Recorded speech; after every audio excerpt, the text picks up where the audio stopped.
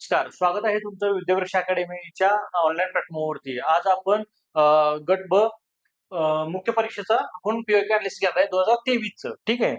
2023 चं घेतोय. त्यामध्ये किती तुम्हाला माहिती आहे करंट अफेअर्सचे 10 प्रश्न असतात.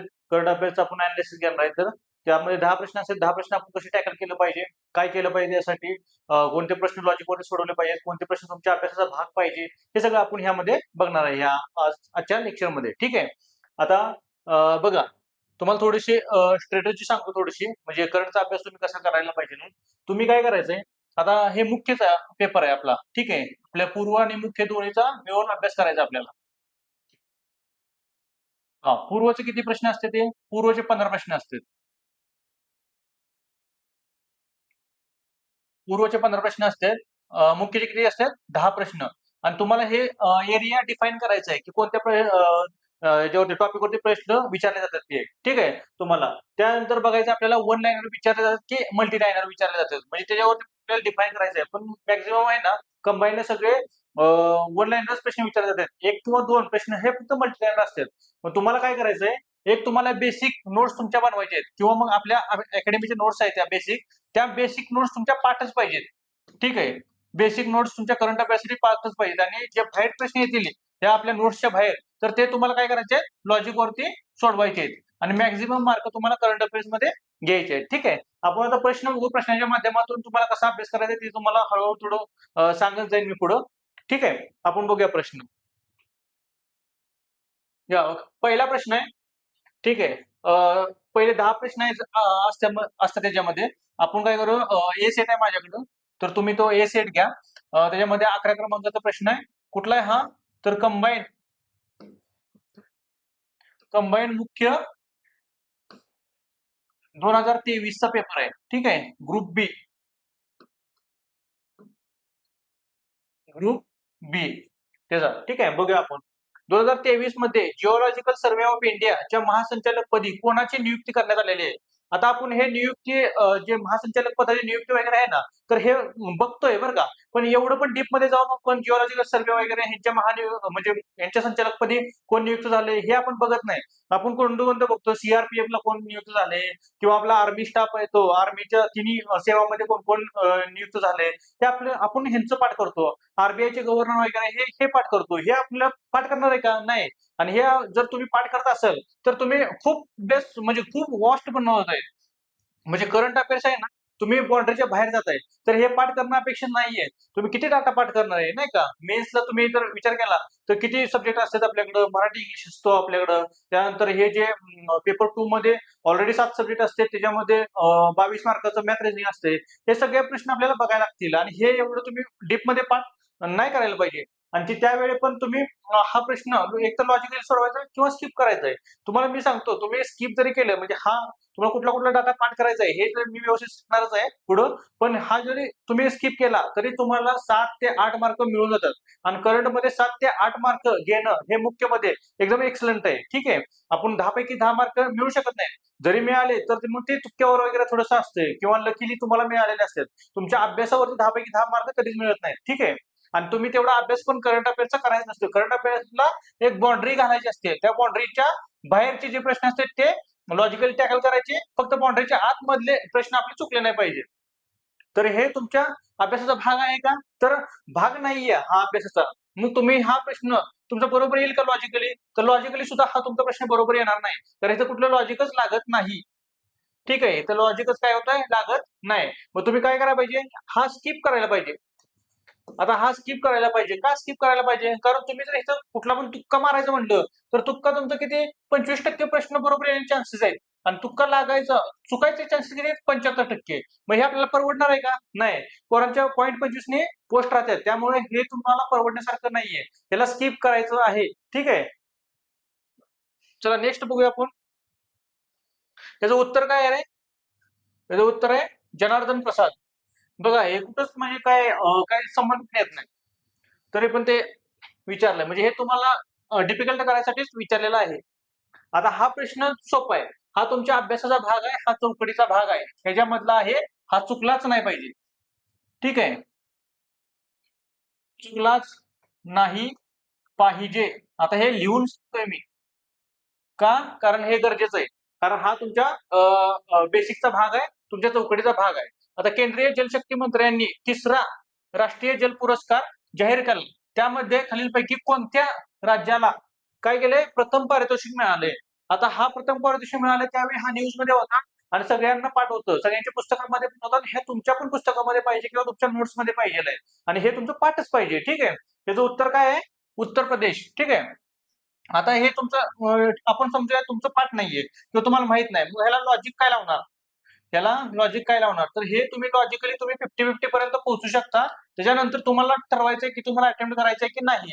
ठीक आहे. आता लॉजिक कसं? तर राज्याची नावं बघा. हे प्रदेश प्रदेश लिहिलंय. त्याच्यावरून तुम्ही कॉमन वरून इथपर्यंत येऊ शकताय आणि तुम्ही बघा उत्तरेतले हे 2 उत्तरेतले काय केलेत? 2 उत्तरेमधले राज्य घेतलेत. तर त्यांनी जवळ-जवळचे. आता जवळ-जवळचे घ्यायचं कारण नव्हतं ना ते. मग काय घेतले? तर ह्या दोन्हीपैकी उत्तर आहे आणि हे कन्फ्युजन करण्यासाठी तुम्हाला प्रदेश असं 2 ऑप्शन मध्ये दिलेलं आहे. त्याचं उत्तर काय आहे? उत्तर प्रदेश. हे तुम्हाला तसं पाठच पाहिजे, पण लॉजिकली सोडवायचं तर असं सोडवता येते. चला नेक्स्ट बघूया. आता हा मल्टीलाइनर प्रश्न आहे बघा. आपण पहिले जो 2 बघितले ते कुठे किती होते? 1 लाईनर होते आणि हा कुठला आता मल्टीलाइनर प्रश्न आहे. ठीक आहे. बघा खालील विधाने विचारात घ्या. इथे लिहिले का रे वरती? वरीलपैकी बरोबर कुठलं आहे, चुकीचं कुठलं आहे? नाही. त्यांनी काय केलंय इथं खाली दिलंय. इथं बरोबर नाही तसं. ठीक आहे. तर तुम्हाला ते कधी-कधी काय होतं, हाच प्रश्न काय करतात, वर देतात. मग तुम्ही हे वाचून खाली येऊस्तोपर्यंत तुम्ही विसरून जाता. तुम्हाला नेमकं बरोबर विचारलं की चुकीचं आणि तुम्ही डायरेक्ट उत्तराकडे टिक मार्क करता आणि तुमचं तिथं उत्तर तुम्हाला फसवलं जातं. विचारलं असतं चुकीचं आणि तुम्ही बरोबर लिहून येता. ठीक आहे. तर त्यामुळे इथं तुम्हाला गोल करायचं व्यवस्थित. ठीक आहे. इकडे लक्ष द्यायचं. त्यानंतर आता आपण वाचू प्रश्न. बघा, नवीन शैक्षणिक धोरणानुसार शैक्षणिक सत्र 2023-24 पासून सरकारी आणि अनुदानित शाळांमध्ये विद्यार्थ्यांना पूर्व व्यावसायिक प्रशिक्षण दिले जाणार आहे. आता आपल्याला माहिती आहे का रे हे दिले जाणार आहे की नाही? हा आपल्या अभ्यासाचा भाग आहे का? तसं आपल्या फक्त वाचनात पाहिजे. पण आपण एवढं डीपली आणि डेप्थमध्ये नाही वाचत, की बाबा नाही हे तुमचा भाग पाहिजेच म्हणून असं, नाही का? त्याच्यानंतर बघा, नेक्स्ट बघू आपण. हे प्रशिक्षण 6व्या वर्गापासून विद्यार्थ्यांना दिले जाणार आहे. आपल्याला माहिती आहे का 6व्या दिले जाणार आहे की 7व्या दिले जाणार आहे? आपल्याला नाही माहिती आहे. त्यानंतर बघा, शाळेतच एक स्किल कॉर्नर बनवण्यात येणार आहे. पॉझिटिव्ह गोष्ट आहे. आहे की नाही? पॉझिटिव्ह गोष्ट आहे म्हणजे चांगलं आहे काहीतरी. या प्रशिक्षणासाठी पाठ्यक्रम भोपाळ स्थित सुंदरलाल शर्मा व्यावसायिक शिक्षण संस्थांच्या मदतीने तयार करण्यात आला आहे. आता आपल्याला हे माहिती आहे का कुणाच्या मदतीने तयार करण्यात आलाय, कुणाच्या मदतीने नाही म्हणून. आपण हे असलं काही पाठ करत नाही आणि हे आपल्या अभ्यासाचा तसा वरवर वाचतो, पण असा डीप एकदम भाग नाहीये. ठीक आहे. तर आपल्याला हे काय करायचंय आपल्याला हा प्रश्न थोडा लॉजिकली सोडवायचा आहे. लॉजिकली आणि इलिमिनेशन मेथडनी सोडवलं ना, तुम्हाला ते बरोबर येणार आहे तुमचा प्रश्न. आता कसा? हे तर बरोबर नाही म्हटल्यावर आपल्याला काय करायचंय? कमीत कमी बरोबर पकडायचे. कमीत कमी चुकीचे पकडायचे, सॉरी. कमीत कमी चुकीचे पकडायचे, चुकीचे. मग ह्यातले कमीत कमी चुकीचे ह्यातला ऑप्शन असणार आहे वरीलपैकी एकही नाही. म्हणजे सर्व बरोबर ऑप्शन आहेत. आता हे आपण कसं बघा, आता नवीन शैक्षणिक धोरण आपल्याला त्यावेळी माहित होतं की नवीन शैक्षणिक धोरण आलेलं आहे ते 2024 पासून लागू केलंय. हे आपल्याला माहित पाहिजे. हे एवढं एक आपल्याला वर्ड माहिती आहे. ठीक आहे. आता हे 6वी पासून आहे का 8वी पासून आहे का 9वी पासून आहे हे आपल्याला माहित नाही. तरी पण आपण काय केलं, ह्याला चुकीचं नाही पकडलं. ठीक आहे. ह्याला बरोबर घेऊन गेलो. कारण ऑप्शन बघा, फक्त ब कुठे लिहिलंय का? नाही. ब आणि ड इथं चुकीचं लिहिलंय. पण ब ड चुकीचं आपण पकडत नाही. कमीत कमी चुकीचं पकडतो. एक तर तुमचा ड ऑप्शन किंवा वरीलपैकी एकही नाही. मग आपण काय केलंय वरीलपैकी एकही नाही. सर्वांना बरोबर पकडलंय. कारण आपल्याला हे माहित नाहीये. ठीक आहे. आता एकाच शाळेत म्हणजे शाळेत एक स्किल कॉर्नर असणार ही पॉझिटिव्ह गोष्ट आहे, चांगली गोष्ट आहे. त्यामुळे क येणार नाहीये. मग तुमचा हा ऑप्शन ऑटोमॅटिकली कट होऊन जातोय आणि या प्रशिक्षणासाठी पाठ्यक्रम भोपाळ स्थित आपल्याला माहिती आहे का चुकवायचं जर झालं त्यांना तुम्हाला जर मार्क द्यायचंच नाही त्यांनी ठरवलं तर ते भोपाळ देतील, दिल्ली देतील, कोलकाता देतील आपल्याला माहिती. मग आपण काय करायचं अशा वाक्यांना बरोबरच पकडायचं कायम. आपलं चुकलं हिचं चुकलं तर दुसरीकडे बरोबर येणार आहे. ठीक आहे. आणि हा चुकला तर सर्वांचा चुकणार आहे. हा तुमचा एकट्याचा बरोबर येणार नाही किंवा तुमच्या एकट्याचा चुकणार नाही. आणि अशा प्रश्नावरती कट ऑफ ठरत नाही. ठीक आहे. अशा प्रश्नावरती कट ऑफ ठरत नाही. त्यामुळे हे वरीलपैकी नाही हे उत्तर देऊन पुढे जायला पाहिजे. आणि हा सर्वांचा प्रश्न मग बरोबर येईल तसा. वरीलपैकी सर्व नाही असं म्हणजे एकही चुकीचं नाही. सगळे बरोबर आहेत असे. ठीक आहे. चला नेक्स्ट बघूया. आता युक्रेनचे खालीलपैकी कोणते धरण 2023 मध्ये उद्ध्वस्त झाले? आता एवढं आता त्यावेळेस आहे ना युक्रेन आणि रशियाचं युद्ध चालू होतं. त्यावेळेस माहिती नव्हतं. बरं ठीक आहे कुठल्या पुस्तकात डाटा असेल, पण आपण एवढं लक्ष देऊन बघतोय का, की त्यांचा कुठल्या काय केलंय म्हणजे धरण कुठलं धरण त्यांनी उद्ध्वस्त केलंय किंवा कुठला त्यांनी आण्विक कार्यक्रम त्याचा उद्ध्वस्त केलाय किंवा कुठला आणखी एखादं संस्था त्यांची म्हणजे आर्मी रिलेटेड संस्था त्यांची उद्ध्वस्त केल्या, तर आपण एवढं डीप मध्ये एवढं लक्ष देत नाही. आपल्याला काय माहिती फक्त की त्याच्यामध्ये नेटवर्क कुठला वापरला, स्टारलिंक नेटवर्क वापरला इलॉन मस्कचा, त्या असल्या मोठ्या मोठ्या गोष्टी माहिती आहे आपल्याला. हे धरण पण त्यावेळी माहिती असण्याचं कारण नव्हतं. आपण एवढं डीप पण बघत नाही. ठीक आहे. आता हे पण तुम्हाला काय करायचंय, लॉजिक सोडवायचंय. ठीक आहे. लॉजिक वरती सोडवताना काय करणार आहे आपण, आता इथं लॉजिक थोडंसं अवघड पडतंय, पण ठीक आहे. बघा इथं एक आकडी काय केलाय त्यांनी, ऑप्शन दिलाय. इथं एक शब्द ऑप्शन दिलाय, एक शब्द ऑप्शन दिलाय आणि इथंच देताना त्यांनी काय केलंय, 2 शब्द दिलेत ऑप्शन मध्ये. ठीक आहे. आणि तेच तुमचं उत्तर आहे. तेच तुमचं इथं लॉजिक आहे. आता कसं हे, तर बघा आता ऑप्शन ठरवताना किंवा प्रश्न ठरवताना आपण काय करतो, जे ऑप्शन बरोबर आहे तो पहिले देतो आणि त्याच्यानंतर त्याच्यावरती ऑप्शन तयार करतो. त्यावेळी काय करतात, जे कोणी असू दे, मी असू दे किंवा पेपर सेटर असू दे, आपण दुसरे ऑप्शन बनवताना कंटाळा करतो आणि सोपं सोपं ऑप्शन आपण निवडून त्यांना त्याच्यामध्ये देऊन टाकतो. मग ह्याने काय केलंय, सोपं सोपं इथं ठेवलंय आणि हे 2 अक्षरी शब्द दिलाय आणि हे तुमचं असं उत्तर बरोबर यायला पाहिजे. हे तुमचं लॉजिक आहे. हे लॉजिक वरती तुम्ही सोडू शकता. हां, हे 100% बरोबर येईल का सर? नाही, अजिबात नाही. 100% मी पण नाही बरोबर म्हणत, पण त्या टायमिंगला जर तुम्हाला रिस्क घेतली, तर तुम्ही तुम्हाला प्रॉफिट भेटणार आहे. त्यामुळे तुम्हाला बघा तुमच्या हिशोबाने रिस्क घ्यायची किंवा तुम्ही हा प्रश्न स्किप पण करू शकताय. आता आपण 1 नंबरचा प्रश्न स्किप केलेला आहे. 1 नंबरचा प्रश्न स्किप केलाय, तर तुम्हाला हा प्रश्न स्किप केला, तर हा दुसरा होतोय. अजून पुढे काय असतील तर बघा. मग तुमच्या अटेम्प्ट करण्याचा अटेम्प्ट तुमचा कमी होऊ शकतोय. म्हणून तुम्ही असे लॉजिक लावून उत्तरं अटेम्प्ट केली पाहिजेत. ठीक आहे. कारण बाकीचे लोक करतायत ना. बाकीच्या लोकांनी केलं आणि तुम्ही नाही केलं, तर तुम्ही मागे पडताय तसं पण. त्यामुळे ह्याचं हे उत्तर आहे, हे लॉजिक आहे. तुम्ही हे इथे इम्प्लिमेंट केलं पाहिजे. त्यावेळी माहित नव्हतं. ठीक आहे. आणि हा काय आपल्या अभ्यासाचा भाग नाहीये. आता इथं इस्रायल हमास युद्ध चालू आहे आता सध्या. तर आपण तिथं पाठ करत बसणार आहे का त्यांचं कुठलं धरण फुटलंय किंवा काय उद्ध्वस्त केलंय तर? नाही. चला नेक्स्ट बघूया. आता हा तुमचा आहे ना, डायरेक्ट तुम्ही स्किप करायला पाहिजे हा. इथं काही लॉजिक पण नाही लागत आणि काहीच नाही लागत. आता प्रश्न वाचू आपण. मानवाधिकार वर आयोजित लघु चित्रपट स्पर्धा आहे. आता हे असं आपण अजिबात काय वाचत नाहीये किंवा आपण पाहत पण नाहीये. आता लघु चित्रपट स्पर्धा ती आपण कधी पाहिली का? तुम्ही ऐकलं का? याची कुठली ह्याचं संस्था पण दिली नाही किंवा कुठल्या संस्थेनं चालू केलं किंवा काय, नाही ना.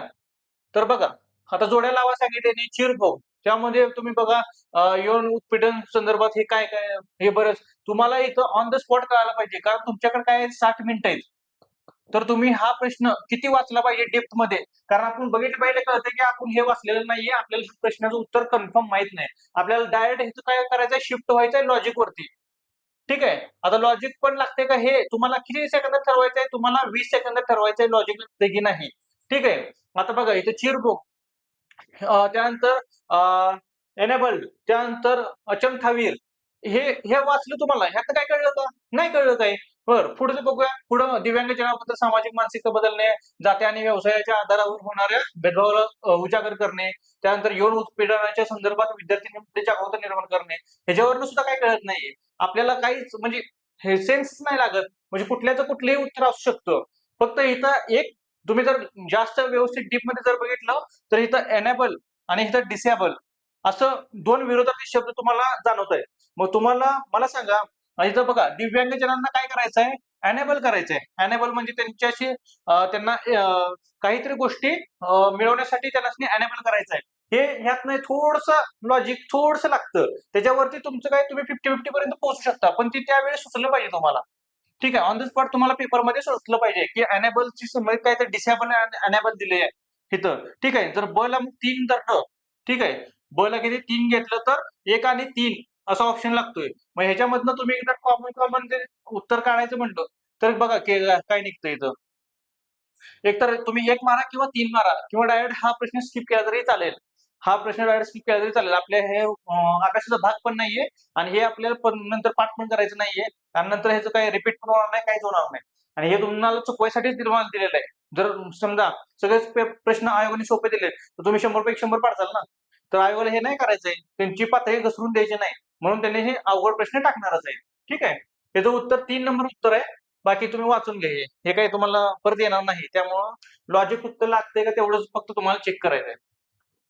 आता इथे कंबाईनची ग्रुप बी आणि ग्रुप सी साठी आपल्याला पूर्व आणि मुख्य अशी इंटिग्रेटेड बॅच आपण सुरू केली आहे 5 तारखेला. ठीक आहे. तर तुम्ही इथं या स्कॅनरवरती जाऊन किंवा उदयक्षर नावाचं डायरेक्ट ऍप्लिकेशन आहे, प्ले स्टोअरवरून डाउनलोड करून तुम्ही एनरोल करून आपल्या ऍडमिशन करू शकता. इथं तुम्हाला काही इन्क्वायरी करायची असेल तर ह्या कॉन्टॅक्ट नंबरवरती इन्क्वायरी करा. ठीक आहे, इथं कॉन्टॅक्ट नंबर दिलाय, ह्याच्यावरती इन्क्वायरी करा तुम्हाला. बघा, नेक्स्ट प्रश्न बघा. जून 2023 मध्ये भारताच्या पश्चिम भागातील समुद्र किनाऱ्यावरील प्रदेशाला कोणत्या वादळाचा तडका बसला? आता बघा, भारताचा पश्चिम किनारपट्टीवर जो समुद्र किनारा आहे म्हणजे कुठला? अरबी समुद्र, आहे की नाही? आता सहसा काय आहे, चक्रीवादळ सगळी जी तयार होतात, निर्माण होतात, ती बे ऑफ बंगालमध्ये म्हणजे त्या बंगालच्या उपसागरामध्ये तयार होतात. पण इथं काय झालंय, अरबी समुद्रामध्ये तयार झाल्यामुळं तुम्हाला हे विचारलेलं आहे. किंवा मॅक्झिमम जी चक्रीवादळ तयार होतात ना, ती बे ऑफ बंगालमध्येच होतात. अरबी समुद्रामध्ये पहिल्यांदा तयार झाले, पहिल्यांदाच म्हणता येणार नाही, पण मॅक्झिमम खूप कमी वेळा अरबी समुद्रामध्ये तयार होतोय. म्हणून त्यांनी हा प्रश्न विचारलेला आहे. ह्याचं उत्तर आहे बिपरजॉय. हे प्रत्येकाच्या नोट्समध्ये त्यावेळी होतं आणि हा तुमच्या अभ्यासाचाच भाग आहे. हा प्रश्न तुमचा चुकला नाही पाहिजे. हा तुमचा अभ्यासावरती प्रश्न हा बरोबर आला पाहिजे. त्याचं लॉजिक बिजिक असलं काही खेळत बसायचं नाही. तुम्ही कुठे आहेत? मेन्सला आहे तुम्ही. तर मेन्सला असल्यामुळे तुम्हाला काय करायचं आहे? डायरेक्ट तुमच्या अभ्यासाचा भाग पाहिजे हा. तुम्ही 3 सेकंदामध्ये याचं उत्तर काढून पुढे गेले पाहिजेत. कारण तुमचा जो पाठीमागच्या प्रश्नाला जो वेळ खाल्लाय, तो तुमचा इथं कव्हर होऊन गेला पाहिजे. ठीक आहे? हे त्यावेळी आणि आपल्याला इथनं पुढे पण आता काय करायचं? सगळी चक्रवादळ पाठ करायची. आपण आपल्या नोट्स मध्ये पण ते घेतलेले आहेत चक्रवादळ सगळी आणि ट्रिकनुसार लक्षात ठेवलेले ते सगळं. ठीक आहे, चला नेक्स्ट बघूया. जम्मू काश्मीरच्या रियासी जिल्ह्यातील उधमपूर, श्रीनगर, बारामुल्ला रेल्वे मार्गावरील कोणत्या नदीवर सर्वात उंच रेल्वे पूल बांधलाय? आता ही आत्ताची पण न्यूज आहे, तिथं चिनाब तिचं उत्तर आहे. त्यावेळी पण त्या न्यूज मध्ये होतं. त्यामुळे हा तुमचा प्रश्न काय आहे माहितीच पाहिजे तुम्हाला आणि तुमच्या बेसिकचाच प्रश्न आहे हा. सगळं चिनाब नदीवरती तो बांधलाय सर्वात उंच रेल्वेचा ब्रिज. तो 359 मीटर उंच आहे आणि जगातला सर्वात उंच रेल्वे ब्रिज आहे. ठीक आहे, हे तुम्हाला माहितीच पाहिजे. हा अभ्यासाचा भाग आहे. इथं काही लॉजिक बिजिक लावत बसायचं नाही. लॉजिक लागत पण नाहीये, कारण ह्या सगळ्या नद्या, ह्या सगळ्या कुठल्या आहेत? JK मधल्या आहेत. आहे का नाही? या सगळ्या नद्या कुठल्या? JK मधल्या. त्यामुळे तुम्ही कुठले उत्तर देणार तिथं? आणि तुम्हाला माहितीच काराकोरम, ते जास्कर असे मोठमोठे पर्वत आहेत. तिथं तुमचे ऑब्विसली उंची आपण काय प्रत्येक ठिकाणी मोजत बसणार नाही, पण हा अभ्यासाचा भाग होता. त्यावेळी त्या न्यूज मध्ये होतं, आताही न्यूज मध्ये आहे. मोदींनी उद्घाटन केलं त्याचं, ते आपण बघितलेलंच आहे. ठीक आहे, हे तुम्हाला व्यवस्थितपणे माहित पाहिजे आहे चिनाब. ठीक आहे, हा तुमचा प्रश्न चुकला नाही पाहिजे. हा जर चुकले ना असे प्रश्न साधे, हा ह्याच्या पाठीमागचा, तर तुम्ही लिस्ट मधनं बाहेर पडणार आहे. आता हा प्रश्न बघा. हा सी VCIP याचा विस्तार काय आहे, जो बँकिंगशी संबंधित बातम्यामध्ये दिसत होता? आता ही आपण हे पूर्ण आता हे बघा, हे काय केलंय, तर बँकिंगचं क्षेत्र विचारलंय, सेपरेट क्षेत्राबद्दल एखाद्या ज्याचा लॉंग फॉर्म विचारलाय. हे आपण असलं पाठ करतोय का? नाही पाठ करत. हे तुम्हाला लॉजिक वरती सोडवायचं आहे. आता हा प्रश्न झाला, तुम्हाला मी मागच्या प्रश्नाला ओढून ओढून सांगितलं की हा तुम्हाला पाठच पाहिजे, पण हा पाठ नाही पाहिजे. हा तुमच्या वाचनात जरी आला असेल तरी इट्स ओके, पण हा वाचनात जवळ 90% पोरांच्या वाचनात सुद्धा येणार नाही. आणि आपण असे किती क्षेत्रामधले लॉंग फॉर्म पाठ करणार रे? असे जर लॉंग फॉर्म पाठ करायचे म्हणले तर 500च्या वरती जातील आणि तो त्याच वेळी विचारतीलच कसं काय? आपण सांगू शकत नाही ना. आता तुम्हाला मेन्सला किती 10 प्रश्न आहेत. 10 प्रश्नांमध्ये 2 वर्षाचं करंट ते काहीही विचारू शकतात ना. 2 वर्षामध्ये ते काय काय विचारणार? त्यामुळे आपल्याला ती लिमिट आहे थोडीशी. मग आपण लिमिट घालून घ्यायची स्वतःला आणि जे प्रश्न आपल्या चौकटीत ते चुकले नाही पाहिजे. चौकटीच्या बाहेरचे लॉजिक सोडवायचे. मग हे चौकटीच्या बाहेरचे लॉजिक सोडवू आपण. ठीक आहे, चला बघा, इथं लॉंग फॉर्म काय दिलाय? आता इथं बघा, ह्याने डायरेक्ट काय केलंय, लॉंग फॉर्मचं डायरेक्ट मराठी असं केलंय. म्हणजे हे मराठी पोरांवरती अन्याय झाल्यासारखंच आहे थोडंफार.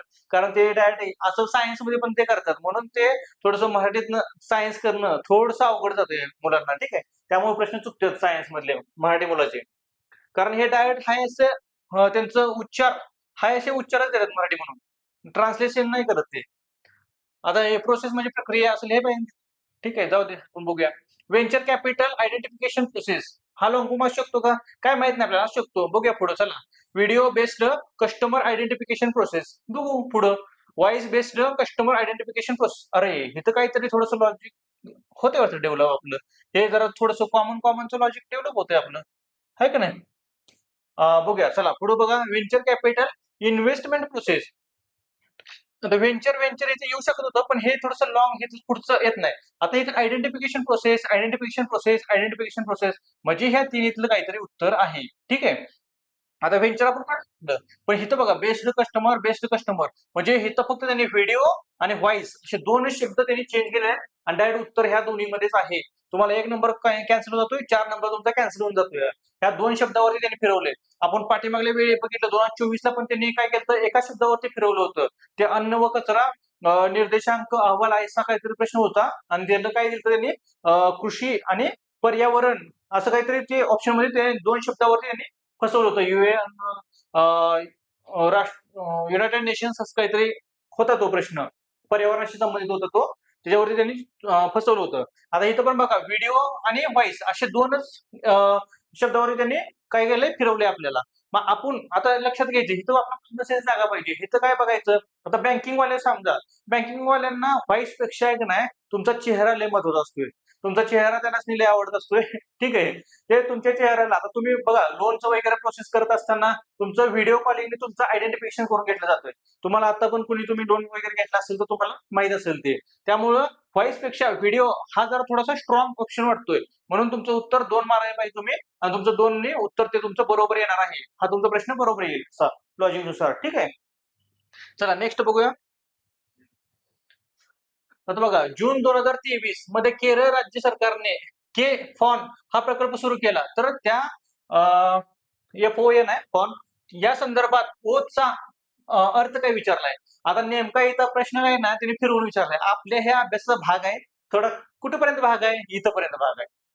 ठीक आहे. हा आपल्याला की बाबांना केरळ राज्य सरकारचा कोणता उपक्रम किंवा कोणता प्रकल्प किंवा हा प्रकल्प कोणत्या राज्याने तयार केलाय किंवा सुरू केलाय, असा आपला प्रश्न असतो. ठीक आहे. आपण अशा पद्धतीने करतो आणि आपण प्रकल्प घेताना म्हणजे आपल्या नोट्स मध्ये कोण प्रकल्प वगैरे आहेत ना, त्याचे लॉंग फॉर्म जवळजवळ घेतलेलेच आहेत.